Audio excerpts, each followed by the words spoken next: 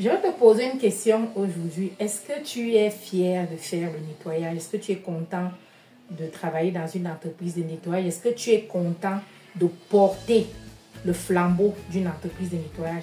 Parce qu'en vrai, tu sais, même l'entreprise de nettoyage, là, ça fait un peu honte de nous, mon ami. Toi, tu n'as pas honte. Est-ce que tout le monde aime aller toucher le cambouis? Ou alors gratter les sols des gens avec ses mains pour enlever la saleté et autres? Arriver dans les toilettes des gens, gratter les murs, décortiquer la saleté, décaper tout ce qu'il y a à décaper là. Arriver dans les chambres des gens, nettoyer leur dessous de chambre, toucher à leurs sous-vêtements, toucher à leurs vêtements pour ranger les placards. Est-ce que tu penses que ça c'est un métier noble? Je ne sais pas pour toi, hein. Je ne sais pas si tu penses que c'est un métier noble.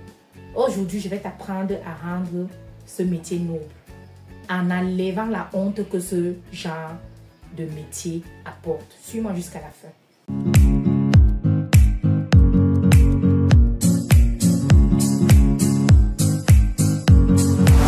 Bonjour et bienvenue à Parlons de nettoyage. Si tu viens d'arriver sur cette chaîne, je suis Liliane Ekouti. Je suis directeur général d'une entreprise de nettoyage appelée Catalyst basée au Cameroun à Yaoundé. Alors pour commencer, je vais te demander de me faire ça. Tu me likes cette vidéo et puis tu partages, ça me fait toujours plaisir. Dans cette chaîne, je te parle de l'entrepreneuriat en nettoyage. Je booste les futurs entrepreneurs ou alors ceux qui ont déjà des entreprises de nettoyage à continuer de gérer leur entreprise de nettoyage ou alors à les ouvrir.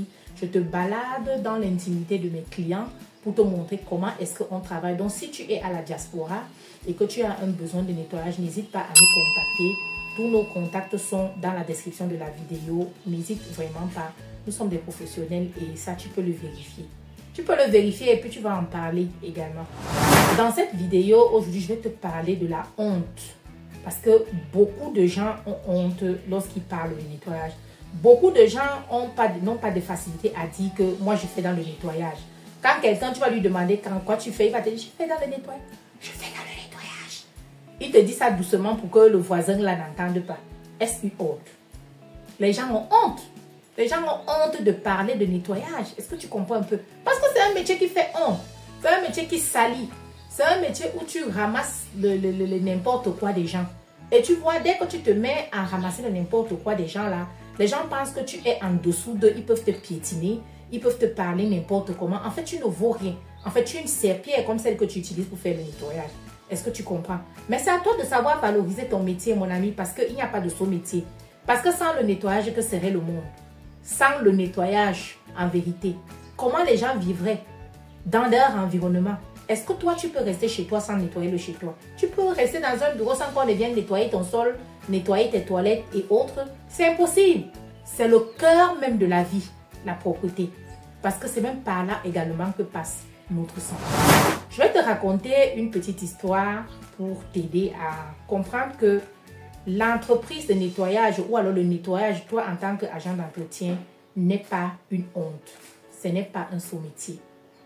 Un jour, je suis contactée par une amie qui a une entreprise, une très grande entreprise ici au pays. C'était à l'occasion du 8 mars. Alors, c'était une femme qui a un grand poste et elle voudrait que mon entreprise se joigne aux femmes de son entreprise pour faire le recurage de leur bâtiment. Alors, je prends mes équipes et moi-même j'y étais parce que je suis allée travailler. C'était un honneur de participer au 8 mars à ma façon.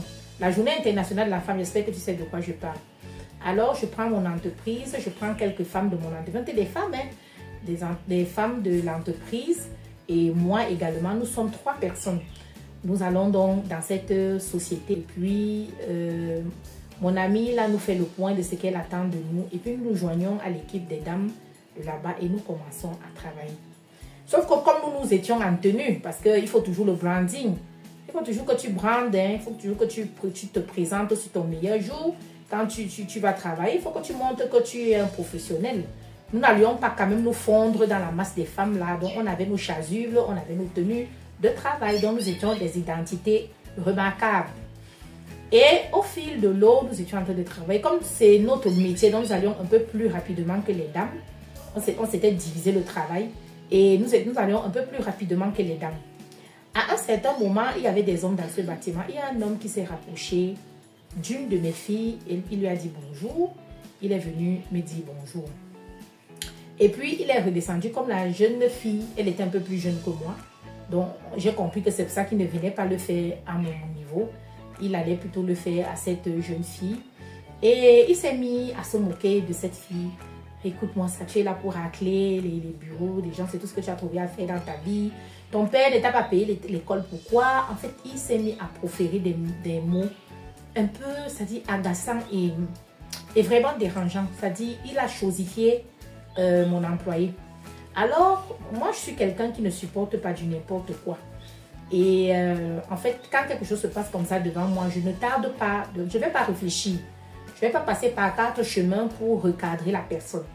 Alors, je suis allée à leur niveau et puis j'ai demandé au monsieur s'il y avait un problème. Il me demande que vous êtes qui? Il m'a demandé vous êtes qui? Je lui ai dit, je lui ai donné mon nom. Je suis tel et voilà, je travaille, nous sommes venus vous aider et autres, je me présente et autres. Il me dit, et puis quoi? Vous croyez que vous êtes différente de la jeune fille ici? Vous êtes pareil, vous-même là, vous faites quoi dans votre vie? Vous venez seulement, bref. Alors, je n'ai pas manqué de lui demander de se présenter également. Il m'a donné son nom. Je lui ai dit, mais si vous êtes assez poli, alors présentez-vous. Il m'a donné son nom et puis je lui ai demandé, qu'est-ce que vous faites dans cette société? Il me dit, en quoi est-ce que ça m'intéresse? Je lui ai dit, je veux savoir quel est votre rôle dans cette société. Parce que, en fait, je ne sais pas si vous êtes chargé de la sécurité, si vous êtes chargé de la logistique, si vous êtes le DRH ici, je ne sais pas. Peut-être vous avez quelque chose à dire, à réduire sur notre travail, peut-être qu'on fait ça mal. Essayez un peu de me recadrer pour que j'essaye de voir comment est-ce que je peux répondre à votre manque de respect. Il me dit, ce n'est pas important, il travaille en bas. Je dis, en bas où? À la guérite. Il me dit, oui, à la guérite. Je dis, ah, tiens. Je dis, ok, je comprends maintenant. Pourquoi est-ce que vous êtes descendu plus bas que les chevilles? Il me demande, ça veut dire quoi? Je dis, bon, je n'ai rien à vous dire parce que je ne trouve pas important de m'expliquer. Vous n'allez rien comprendre. Vous n'allez rien comprendre. Alors, mon ami qui était aussi de passage dans ces endroits-là a entendu ce qui se passe et elle a convoqué le monsieur. Et quand elle a convoqué le monsieur, elle m'a demandé de venir. Nous sommes allés dans son bureau. Nous nous sommes assis et elle a demandé au monsieur qu'est-ce qui se passe.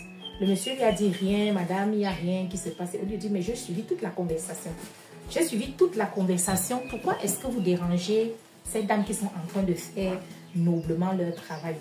Il dit vraiment, madame, non, moi je blaguais seulement, je ne les dérangeais pas. Et la dame lui dit non.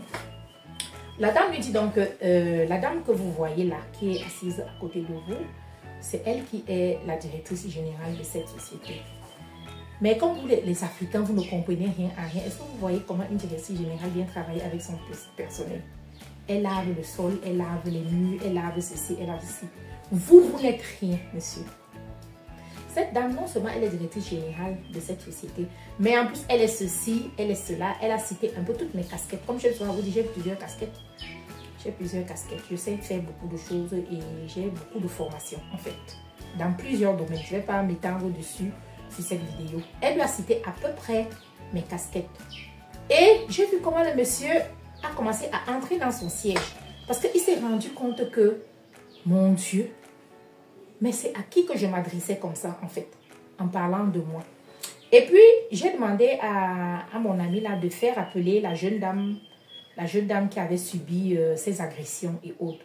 On l'a fait appeler et puis j'ai présenté à ce monsieur. Je lui ai dit que vous aimez les titres et vous aimez les gros diplômes. Cette femme que vous voyez là qui travaille là, la jeune dame, elle a un master. Est-ce que vous savez ça? Elle a un master là où elle est en train de racler votre sol là. Mais est-ce que ça l'empêche de racler votre sol? Après, mon ami me dit, écoutez, madame, lui là, je ne sais même pas ce qu'il fait dans cette société. En fait, je ne connais même pas son vrai rôle. Il n'est ni vigile, ni rien. Il n'est même pas recruté. Je le vois venir là chaque matin, il s'assoit. C'est lui qui achète les bouts de pain à tout le monde dans ce bureau. C'est lui qui achète les papiers. C'est lui c'est un homme de course de tout le monde. En fait, il n'est pas recruté dans cette société. Je dis, ah, tiens. Et autres. Est-ce que vous comprenez avec l'histoire que je viens de vous raconter comment est-ce que les gens peuvent être frustrés à cause du travail du nettoyage que nous faisons? Mais seulement ne soyez pas frustrés, mes amis, parce que ce genre de cas, ça c'est même le meilleur. Vous allez rencontrer des murs et des pas vertes. Moi, j'en ai rencontré dans mon travail avec mes éléments. J'en ai rencontré. Mais comme je vous dis, je suis quelqu'un de téméraire et je suis quelqu'un qui ne se laisse pas faire parce que je connais un peu ma valeur intrinsèque. Je sais un peu ce que je représente. Et en plus, je sais que côté nettoyage, même si ce n'est que ça, je sais très très bien le faire. Donc, si ce n'est que pour le nettoyage que tu vas venir me dire que, écoute, tu te rabaisses au nettoyage, mais je vais te montrer que je fais bien le nettoyage. Je me rabaisse au nettoyage parce que je sais très bien le faire. Je sais très bien le faire, j'adore le faire. Je le fais avec tout mon cœur, avec mon âme. Je donne tout ce que j'ai dans le nettoyage. Donc, tu ne peux pas venir me dérouter. Tu ne peux pas venir me dérouter, aussi grand que tu sois. Tu ne peux pas venir me faire le chantage parce que tu veux me donner un contrat de nettoyage et tu me dis que c'est un saut métier, même si c'est ton contrat qui allait pousser mon entreprise au sommet. Je refuse ce contrat. Je refuse. Je refuse ce contrat parce que je tiens un peu à mon estime et à l'estime de mon personnel. Je n'accepte pas qu'on fasse à mon personnel. Je n'accepte pas qu'on manque de respect à mon personnel. Je tiens à ça. À chaque fois que j'ai vécu ce genre d'histoire, j'interviens toujours. J'interviens toujours. Et ça, c'est de la plus grande des manières.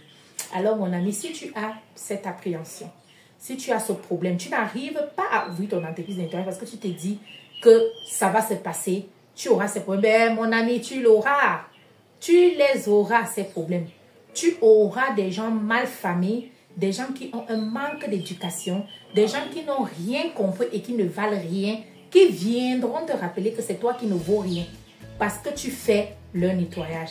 Mais mon ami, que nenni, que nenni. Parce que si tu ne faisais pas leur nettoyage, qui le ferait? Dis-moi. Est-ce que tu comprends que tu es le poumon de la vie? Parce que tu offres du nettoyage aux gens. Parce que tu leur apportes un espace sain. Parce que tu leur offres la santé à travers le nettoyage que tu fais. N'hésite pas à ouvrir ton entreprise de nettoyage, mon ami. Est-ce que tu as compris? Si tu es arrivé à ce niveau de la vidéo, ça veut dire que tu l'as aimé. Je t'exhorte à faire ce que tu sais faire. Tu likes le pouce, tu likes, tu commentes, tu actives la cloche de notification et tu partages. Peace out.